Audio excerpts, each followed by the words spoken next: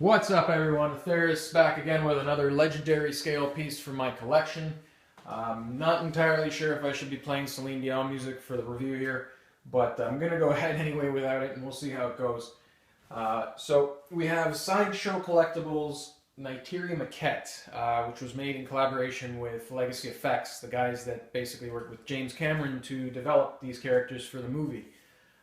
This piece came out about 2 or 3 years ago, I believe, and it's been available for quite a while, and just recently sold out, actually. So if you were one of those collectors that were on the fence for a while, deciding if or not to get her, I hope you made up your mind before she sold out, because you can't get her anymore. But yes, it's got her a couple years ago, and I've been happy with her ever since I got her. She's pretty big, as you know, most of the pieces in the legendary scale line are. She stands about 31 inches tall to the top of her head, I believe. I don't know how tall she is to the top of her bow, but to the top of her head it's 30 inches at least. And she actually came out pretty well. She came out a lot better than I was expecting. The paint job is superb, despite what some people might say. But I think she came out really, really good. The head, which was the point of focus that I was most concerned about, specifically her eyes, actually came out pretty well. And I'll close up on here to show you what I mean. The prototype that was on display at San Diego Comic-Con a couple years ago looked very, very nice, and she looked really good. But I had my doubts as to whether the factory would even be able to come close to that paint application. But she actually came out pretty good, as you can tell if you see her eyes there. They didn't come out as just, you know, rush job, amateur type eyes, so I'm happy about that. Came out pretty consistent across the board from a lot of the pictures I've seen of people posting pictures of theirs online, so I think that's due to the fact that these are decals and not actually painted on. If I can get it really close there, you can kind of tell. But overall, very well done. These don't come off, I tried. But the stripes, I believe, are decals. As you can tell by the sheen there. There you go. See, like, along each of the stripes, they got a little bit of sheen to them. So I guess there's a base coat of blue, or various blues. And then they just put the decals over them. I don't know if they put decals on the legs, because I don't see a sheen to these, actually. They look painted on, but I could be wrong. I think they just, you know, do the base coat blue, put on the decals, and then just put a flattener, spray a flattener over the whole thing so it blends in and looks consistent. But it came out pretty well. Base looks cool. These bulbs light up. Looks really cool in a dark room or at night when they're lit up. I'm not going to turn them on now because it's pretty bright in this room. You're not going to see them anyway. What kind of disappointed me with this base, though, when it was first shown, is the base, actually. And the fact that it's just so damn blah. It's just, you know, when you look at the movie and how diverse the environment was, and the trees and the foliage and all that stuff that was in that movie, there's almost none of that there. I mean, we got some oversized pine cones down here. We got half a leaf and a hell of a lot of dirt. And these bulbous, you know, alien type looking bioluminescent bulbs. They're cool, but, you know, I mean, with sticking with the theme of the movie, I think, you know, having some foliage maybe in the background here, or around the bulbs themselves, that way when you had them lit up, you had the blue that radiates off the bulbs onto the foliage, so you'd have a nice glow around the whole base. It would look really, really nice. But they didn't do that. I don't know whose design decision that was to not include any kind of foliage whatsoever. If it was Sideshow or Legacy's. But, you know, that's just my opinion. It is what it is. I was going to get her anyway, just because this was done by Legacy. This is as close as you're going to get to the screen used data for the movie. And as usual, Legacy hands it over to Sideshow, and Sideshow does their thing with it. But part of the issue with this piece, and I guess what kind of scared a few people away, was the issue with her hand and her bow. I'm sure a few of you guys already know what I'm talking about because this piece has been out for a while, and I guess news has kind of circulated since then. But for those of you that don't, if you look at Sideshow's original promotion pictures, and I believe they're still up on the site, her bow here, and it was actually shown like this at San Diego Comic-Con as well, the bow is supposed to be in her hand.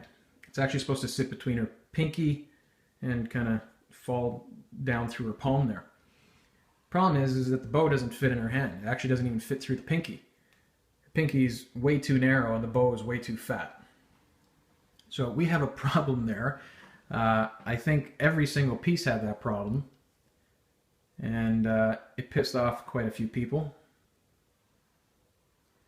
which is unfortunate. But to me, it actually works both ways.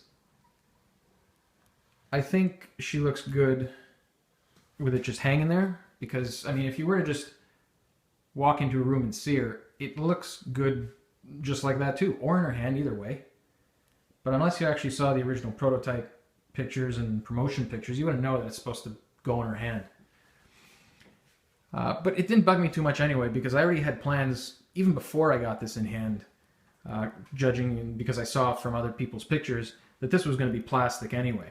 And I was planning to switch this out with wood to make it a little more accurate, because I think the original prototype actually had a wood bow. At least that's the way it looked to me in some of the HD shots that I've seen. So I don't know why they went with the plastic on this, because they definitely misjudged. I don't know if it was the bow that they misjudged or her pinky. Maybe something got screwed up in the mold and then the pinky's too far closed, that the bow doesn't fit in, or that the bow is too big. I don't know what the hell it was, but something got screwed up and it doesn't sit in her hand. So now the bow itself and the arrows, which are attached to the bow right there in the center here, just kind of sit on her ass now. So, well, it either sits on her dagger sheath thing here, like this is, like mine is here, or you just like literally have it sitting on her ass.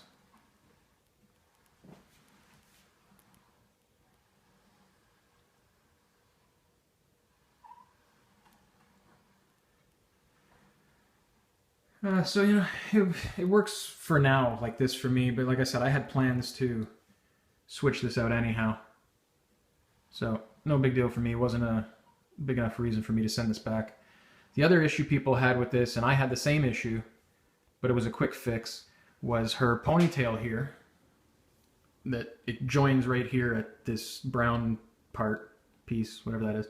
Anyway, it runs down the length of her back and stops almost at her knee.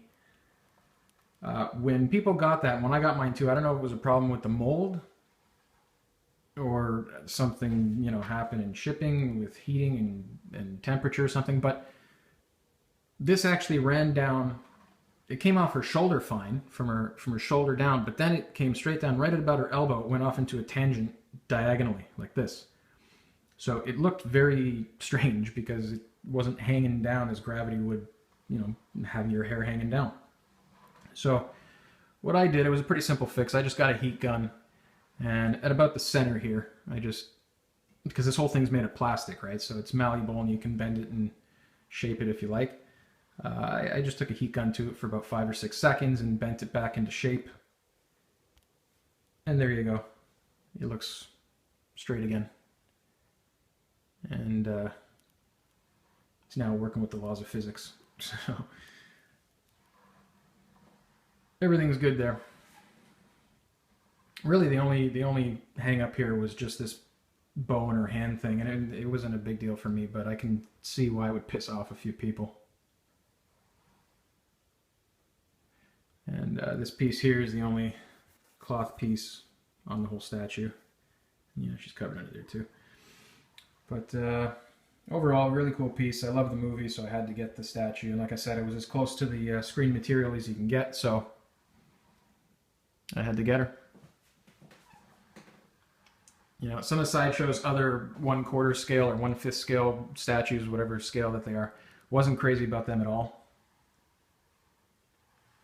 I personally like bigger statues in my collection, so I went with Neytiri, or the Neytiri Legacy maquette here. That's the other thing that really kind of ticked me off about this, is that they stopped with Neytiri. I don't know why they didn't do Jake to go with her. Would have been nice. Especially since he was just as much as the main character as she was, or if not, he was the main character. But I don't know, maybe he's still in the works because they got 2 more movies coming out, so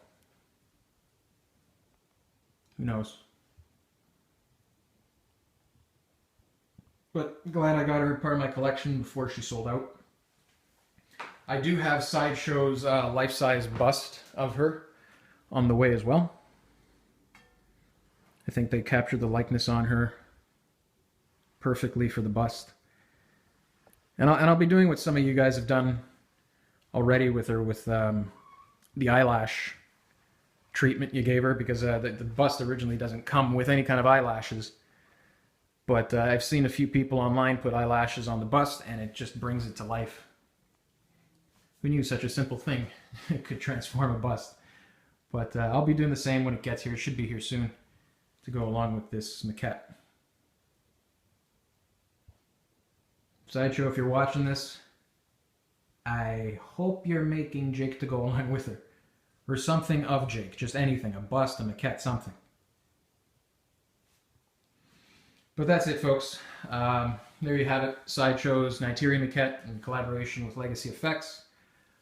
So thanks for watching, and like, comment, subscribe, all that good stuff, and I'll talk to you in the next video. Take care.